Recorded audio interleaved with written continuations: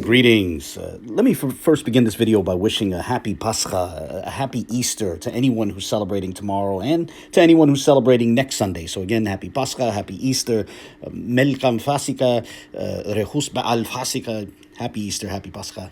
All right, now jumping right into the topic of this video, I recently came across this very interesting book, and I wanted to make a very short introductory video about it. So this will be a sort of preliminary look at what I feel are some of the interesting features of this work. Now, the book is by Emeri Johannes van Donzel, titled Enbaqom, Anqaṣa Amin, la Porte de la foi.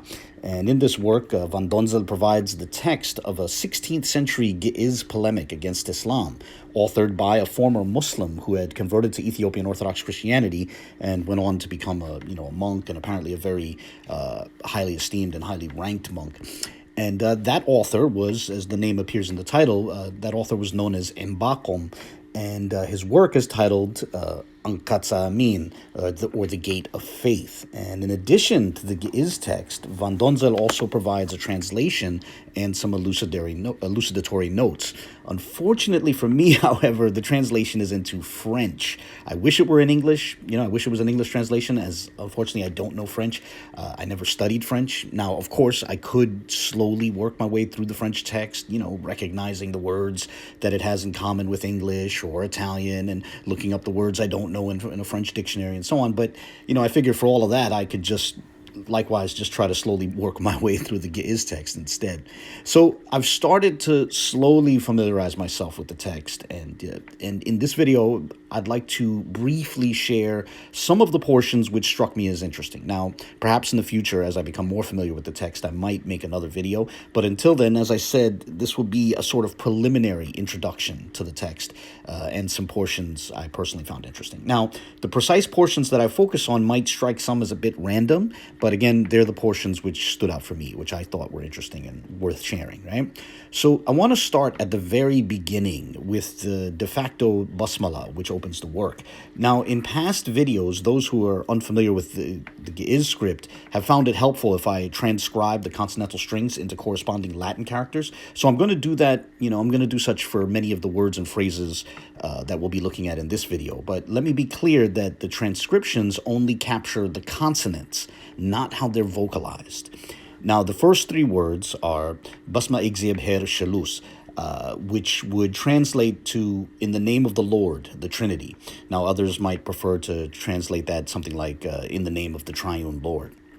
Now, as for that fourth word, which I didn't mention, Za'itfale, I was initially unsure what that was, but let me share what I think it is, and others who are more familiar with Ge'ez than me are invited to share their thoughts and correct me if they think I got this wrong. But I think that that word is a descendant of Za'it kafal. So let me explain the structure of that term, right? At the base is the kafala root, right? Which gives rise to a verb which can mean divide.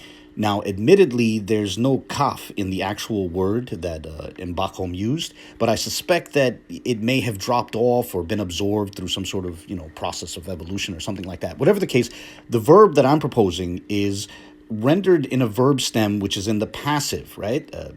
Takafla, right? And that's not precisely how it's vocalized in the red text at the right, but I'm talking about a verb stem embedded within this construction, right? And by the way, the verb stem overlaps with the hitpa'el verb stem in Hebrew. And noting that it takes a passive form in this verb stem, a verb which generally means to divide thus takes on the meaning divided or divisible. Now, that yaman, or the equivalent of yod, or the Arabic ya, the Hebrew yod or the Arabic ya, that character, that y character represented here in the Latin transcription by a y, captures the third person singular imperfect tense of the verb that I have in mind. So by itself, it would mean he is divided or he is divisible. But then there's the aleph serving as a negation. So he is not divisible. He is indivisible. And then there's the relative pronoun at the start. So the opening four words together might be translated in the name of the Lord, the Trinity, which is indivisible, or in the name of the triune Lord, who is indivisible. And that opening was, a very conscious decision on the part of the author, seemingly intended as an obvious counterweight to the alternative to the Islamic or Quranic basmala, which also comes up in this work and, as we'll see a bit later towards the end of this video. Now, in the second paragraph on this page, the author mentions the title of the work as he refers to Zentu Matsaf Zaisamai Anqaṣa Amin, this book, which is named The Gate of Faith. Also in that paragraph, the author states that the work is intended for Christians, intended to give hope to Christians. And he uses the word MaseeHee rather than Christian. And me personally, I thought that was interesting. I've never seen that word MaseeHee before for Christians, but whatever the case, I thought I'd point that out. Obviously, it has embedded with it, Masih, like the Arabic word for Messiah or Christ. But moving on from that, I'd like to turn to page 170 of the work, where there's some discussion on the earlier works which are referenced by the Quran, right? And let me just put up the disclaimer here that although he's going to be referencing the Quran, he's not necessarily quoting a specific verse. He may be quoting from memory or conflating multiple verses or something like that. And of course, this work is not asking you to just accept the polemics and arguments that you'll see here. Rather, I'm merely sharing them because I found them interesting. So please don't leave comments along the lines of I'm not convinced by that argument, or I don't think that he quoted that correctly, or whatever the case, right? But anyway, the second paragraph on this page, which we're looking at, begins by addressing Muslim clergy. It says, Sema o Imam, which means listen, O Imam, right? And that verb, Sema, is the same verb that opens up Deuteronomy 6:4 in the Ge'ez translation of that verse, and it corresponds to the Hebrew Shema. And as for the word Imam, it has an additional aleph prefix to it with an O vocalization. That O prefix is used for the vocative, to signify that the entity is that it's attached to is being addressed directly, right? So, Sema o Imam, listen, O Imam, hear, O Imam.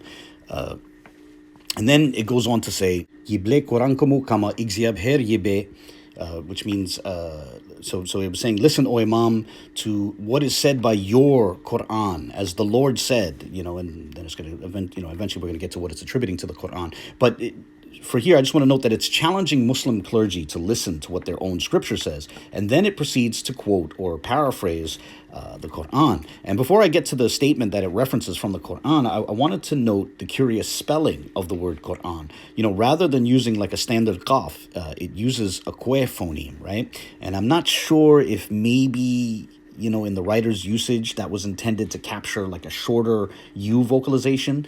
So too, it has an ayin where one would expect to find an aleph, right?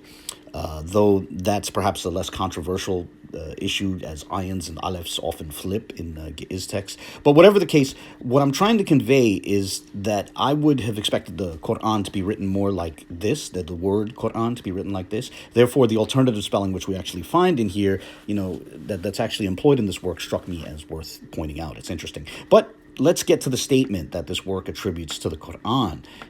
And it begins its quote as follows. Nehna awradna.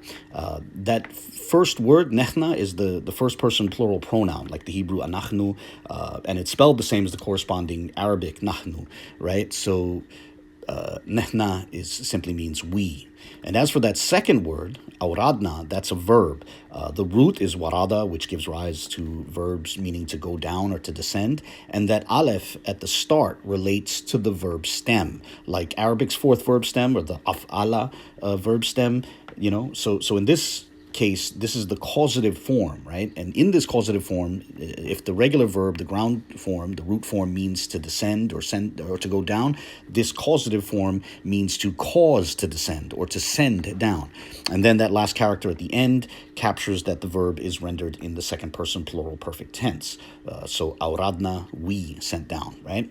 And then we get to what the Quran says was sent down, and it lists a number of items, right? You have orita, which is the Torah, and this is also the word for Torah in Aramaic, it appears frequently in the Jewish Targums in reference to the law. And the Peshitta occasionally, though not always, occasionally employs the corresponding Aramaic term in reference to the Torah. And after Orita, we have Wawangala. The word Wangal means gospel, right? And then after that, it says Wanabiyata, and the prophets, and then Wamazmura, and the Psalms. And then it says Wafurqana, and the Furqan. And we know what the Torah, Gospel, and Psalms refer to, but what might the Furqan refer to? Well, the author provides his attempt at an elucidation on the next page. He writes, Wafurqan, Zewi'itu Ra'iya Johannes Abu Kalamsis, which means, and the Furqan, that is the vision of John Abu Kalamsis. Now, initially, I was not sure what Abu Kalamsis referred to. It seemed like a name, right? Like the father of Kalamsis or something like that.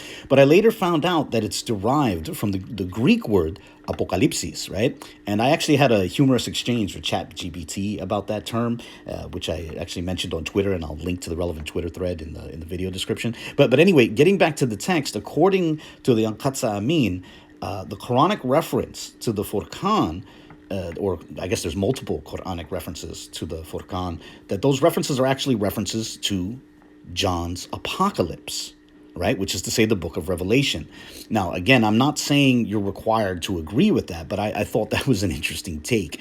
It shows that these Christian attempts to reinterpret the Quran, Quranic text in light of Christian beliefs is not strictly a modern practice. Clearly, it was happening in this old Ge'ez work on Islam. But moving on from that, I wanted to jump over to the next page where there's a discussion on the letters at the start of certain chapters of the Quran. The work touches on when the Quran discusses Maryam, which is to say the Virgin Mary. It becomes clear that the work is referring to Surah Maryam, the 19th chapter of the Quran, which is named after the Virgin Mary, as it mentions the text reading Kaf Ha Ya Ain Sad.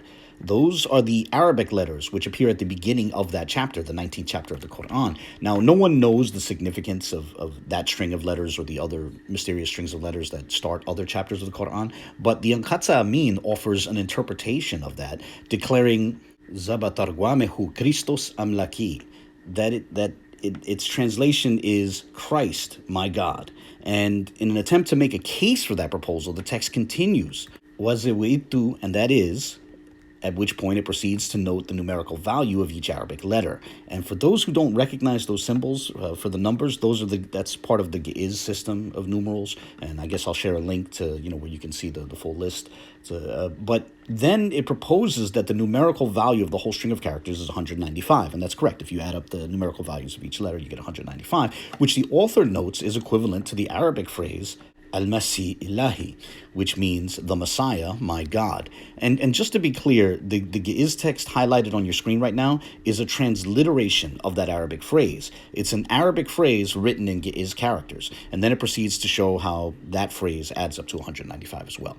But moving on from that, I'd like to now turn to page 222, which takes a somewhat similarly esoteric approach to the Basmala, and we can close this preliminary look at the work off, with that. So when you get to this page, the text asserts, Yibe Quran ahadu wista shalasta.